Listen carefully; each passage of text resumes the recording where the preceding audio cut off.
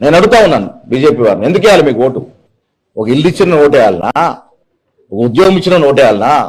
మన్మోహన్ సింగ్ నేతృత్వంలో $153 ఒక barrel crude oil ఉండే, $153 ఒక బ్యారెల్ క్రూడ్ ఆయిల్ ఉండే. ఆ క్రూడ్ ఆయిల్ నుంచి మనకు డీజిల్ కిరోసిన్ వస్తుంది విదేశీ నుంచి కొనుక్కుంటే. ఇవాళ $55 పడిపోయింది. అంటే ఆనాడు 65-70 రూపాయల పెట్రోల్ ఎంత ఉండాలా? 30 రూపాయలు ఉండాలా? ఎంత కమ్ముతా ఉన్నారు? నిత్యావసర ధరలు ఏమైనా తగ్గినాయా? ఏం చేశారు?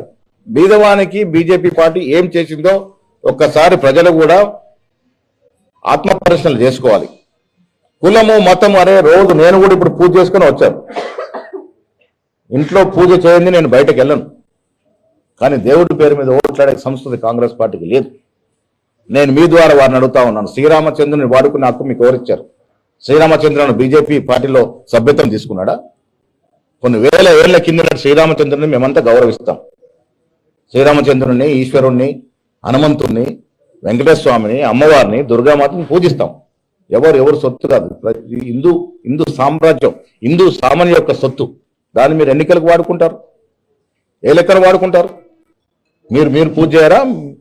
ఇలా కాంగ్రెస్ పార్టీలో 90% కార్యకర్తలు దేవుళ్ళు పూజిస్తాం. మేము ఏ రోజు కూడా మేము దేవుళ్ళ పేరిట ఓట్లు అడగం. ఎన్నికలు రాగానే హిందూ ముస్లిం. అరే ప్రశాంతమైనటువంటి వాతావరణం చెడగొట్టి రాజకీయ లబ్ధి పొందాలని ప్రయత్నం చేస్తారు. ఇది ఎంతవరకు సమంజసం? ఇది